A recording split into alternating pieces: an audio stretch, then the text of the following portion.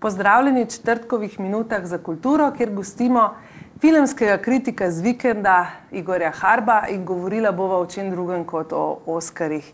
Igor, si kaj je napeto pred nedeljsko-ponedeljkovim jutrom, bo spremljal Oskarje? Ja, vsekakor. Letos bo bolj zanimivo kot običajno, ker ni jasnega zmagovalca. Stanovska društva, režiserjev in druge nagrade, ki so pred Oskarji, so dali nagrade zelo različnim filmom, tako da je še veliko odprtega. Za glavni film in za režijo je v bistvu boj glavni med Birdmanom in Fantovskimi leti in skoraj nemogoče je predvideti, kateri od njih dveh bo dobil. Prav tako za glavnega igralca je odprto med Michaelom Keatonom iz Birdmana in Eddiem Redmaynem iz Teorije vsega. Sta oba približno vsak polovico nagrad pobrala, tako da bomo videli v ponedeljek zjutraj, kako bo. No, potrebno povedati, da slovenski gledalec je kar nekaj teh favoritov lahko že ogledal. Je pa tvojem kakšen spregledan manjkal, ki ga še nismo videli, pa je... Videli smo večino velikih filmov, ne še vseh tujejezičnih. Leviatan je recimo, ruski film je ta teden začel, naslednji teden začne Ida, poljski film, potem pa še ostali. Upam, da bodo tudi sledili, pa animiranih filmov še tudi nismo videli vseh. Najverjetneje bomo pa do najkasneje animateke to nadoknadili. No, Birdmana v Hollywoodu prav te dni menda oglašujejo sloganom drznost predvsem drugim in resnica nad vsem drugim.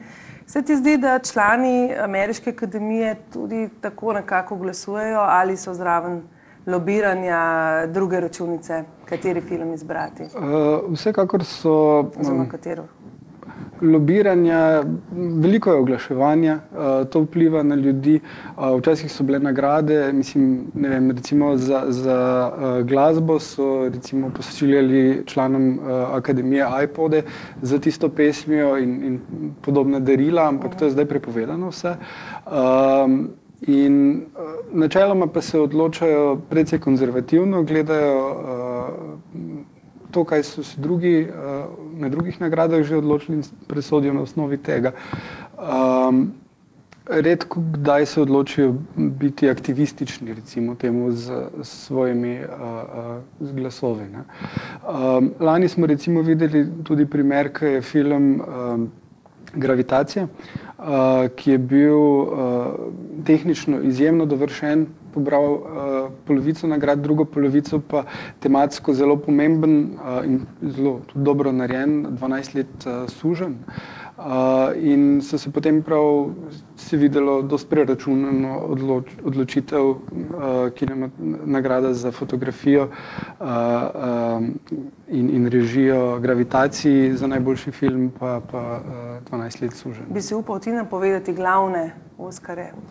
Ali pa vsaj, kateri so tvoji? Menim, da Fantovska leta se mi zdi zanimiv filmski eksperiment in tako kot vsi filmi Richarda Linklaterja vsebuje ogromno čudovitih trenutkov, medtem ko pa Birdman se mi pa zdi presežek že zaradi tega, ker je posnet kot da je vse v enem kadru in tudi zaradi izjemne igre celotne zasedbe. Tako da v bistvu navijam bolj za Birdmana. Igralca glavna? Igralca isto, Michael Keaton se mi je zdel, moram priznati, že kot Batman se mi je zdel fenomenalen, tako da zdaj kot v tej vlogi Birdmana je vsekakor presegel vse, kar je doslej naredil. Za žensko vlogo mislim, da je eno, tukaj bo dobila Julianne Moore za Še vedno Alice. Osebno menim, da so tudi ostale igralke bile zelo dobre, ampak Julianne Moore je naredila nekaj malo več v filmu, ki je drugačen od ostalih. Potem za stranske vloge je J.K. Simmons v Ritmu norosti odigral isto vlogo kot v skoraj vseh filmih doslej, kjer je igral, ampak z še večjo intenziteto in v bistvu naredil ta film, ga povzdignil, čeprav je v vseh pogledih zelo dober. Tako da tudi mislim, da tam ni dileme in podobno pri stranskih igralkah Mislim, da Patricia Arquette iz Fantovskih let je bila v bistvu dilema, ali bi ona tudi lahko bila za glavno nagrado, za glavno vlogo nominirana, ker res pomaga nositi ta film in njena preobrazba je skozi ta film je tista, ki jo skoraj bolj opaziš kot to glavnega igralca. Če bi z oceno od 1 do 5 ocenil letošnjo bero Oskarjevsko na splošno, kaj bi rekel? Rekel bi, da je med 4 in 5 večina. Pri vsakem filmu je kakšna malenkost, ki me je malo zmotila, da ni noben film res tak blazen presežek.